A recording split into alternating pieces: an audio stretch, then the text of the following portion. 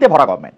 কেন আমি এই কথা বলতেছি আপনি দেখেন যে বিএনপি নেতা ইশরাক হোসেনের মেয়র হওয়ার দাবিতে এখন আপনি দেখেন সাউথ ঢাকা সিটি কর্পোরেশন অচল হয়ে গেছে। দীর্ঘদিন সরকার থেকে এটা ধোঁয়াশা রাখা হয়েছে। নির্বাচন কমিশন যখন অর্ডার দিয়েছে তখন বলছে যে এটা খারাপ, তবে এই রায় দিয়ে আমরা এটা করবো কিনা সেটা নির্বাচন কমিশন আপিল করে না। নির্বাচন কমিশন কিন্তু কখনো আপিল করে না। দুইটা জিনিস দেখেন, নির্বাচন কমিশন কিন্তু বেশিরভাগ সময় আপিল করে না। দুই হচ্ছে সে সময় আসিফ মাহমুদ সজীব ভাই বলছিলেন কি আইন উপদেষ্টা ফিরে আসলে আমরা এটা নিয়ে সিদ্ধান্ত নেব। আইন উপদেষ্টা কি করলেন, ঠিক ওই সময় ছুটিতে গেলেন এবং ওই ছুটি কাটায় ফিরে আসলেন যখন, তখন আর ইশরাক সাহেবের আসলে আর শেষ, কি বলে জানি, টাইম শেষ, এখন আর শপথ পড়ানোর দরকার নাই। 2 সপ্তাহের মতো টাইম ওই নির্দেশ পাওয়ার আগে ওইটা পড়ানো যাইতো, প্রতীকীভাবে উনি মেয়র হইতেন। এটাকে বুদ্ধিমান, মানে আমি এটা কি বলবো, চালাকি কইরা এটা ঠেকানো হইলো।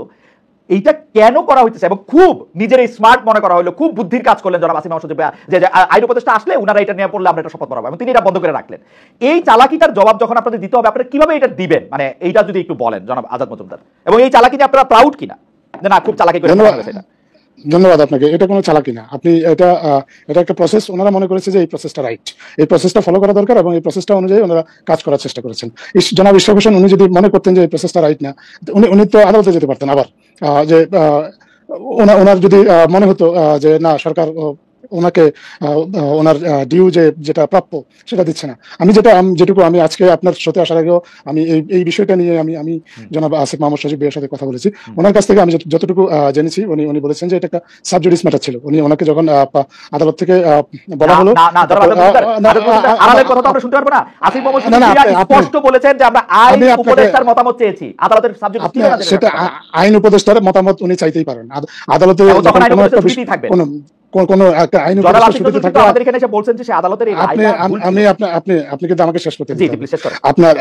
আপনার যখন বিষয়টা সাবজুডিস ছিল, একটা বিষয় যখন সাবজুডিস থাকে তখন তো আইন উপদেষ্টারই মতামত চাইবে। এই বিষয়ে নিশ্চয়ই ক্রীড়া উপদেষ্টা বা অন্য কোনো সংস্কৃতি উপদেষ্টার মতামত চাইবে না।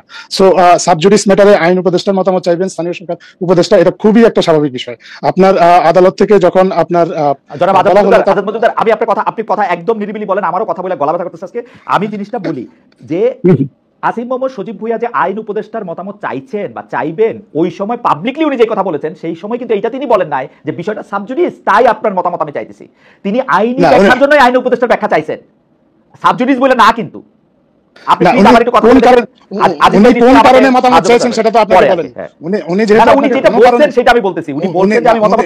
কারণ জিনিসটার মধ্যে আইন উপদেষ্টার মতামত দরকার। হ্যাঁ, তো উনি দরকার এই কারণে চেয়েছেন, এবং দরকারটা কি কারণে সেটা তো উনি আপনাকে বলেননি। যেহেতু আপনাকে বলেননি, আপনি এটাতে অনুমান নির্ভর কোনো কিছু আমি তার কাছ থেকে শুনেছি মতামত চেয়েছেন।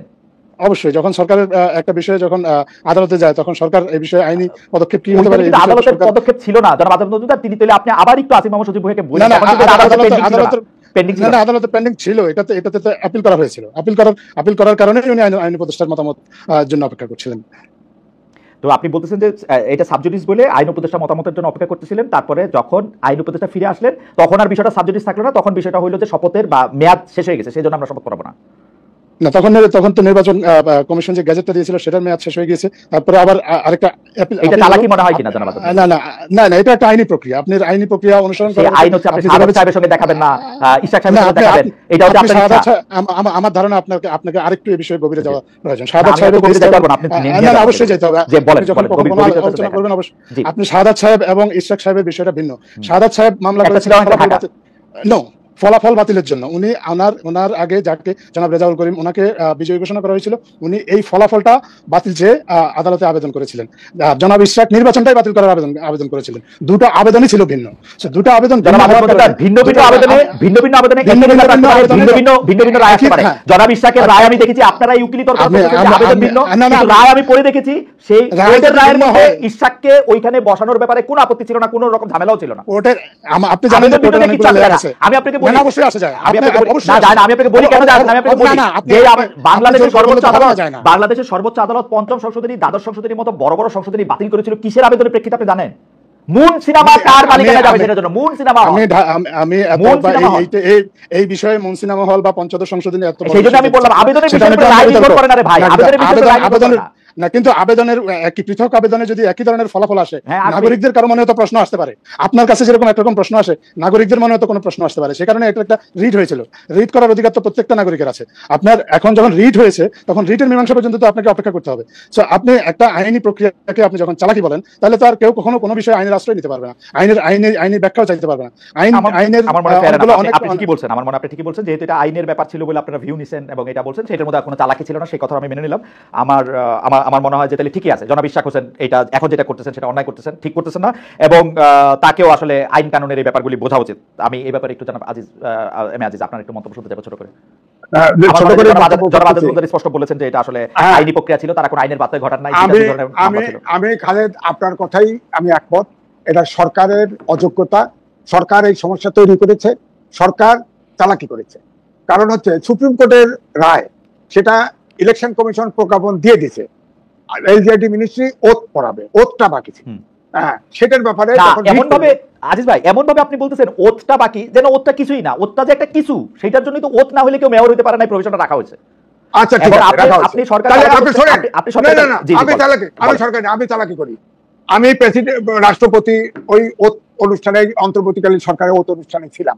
সেখানে তো ওথ নিয়েছে এই চুপ্পু সাহেবের কাছে যে সংবিধান সম্মত রাখার, সংবিধান সম্মত রাখার জন্য ওথ নিয়েছে। সেই সংবিধান সংস্কার করে কিভাবে বলেন? কি কথা বলেন? আমি ওথ নিয়েছি, আমি ঘর ঠিক রাখবো, আমি ঘর রং করতে পারবো না, জানালা একটা লাগাতে পারবো না। না না না, আপনি মালিক হলে পারবেন, আপনি পারবেন না। এটা নির্বাচিত, আমি তো জনগণের রিপ্রেজেন্টেশন করতেছি।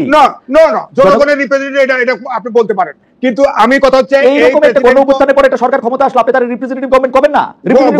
বাংলাদেশের বর্তমান সংবিধান অনুসারে রিপ্রেজেন্টেশনের বাইরে একদিনও কেউ থাকতে পারে না ভাই। তারা তো আপনি শোনেন, আমার চাইতে আইনের জ্ঞান আপনার কাছে বেশি আছে। আমি আপনাকে প্রশ্ন করি, আপনি ডক্টর মোহাম্মদ ইউনূস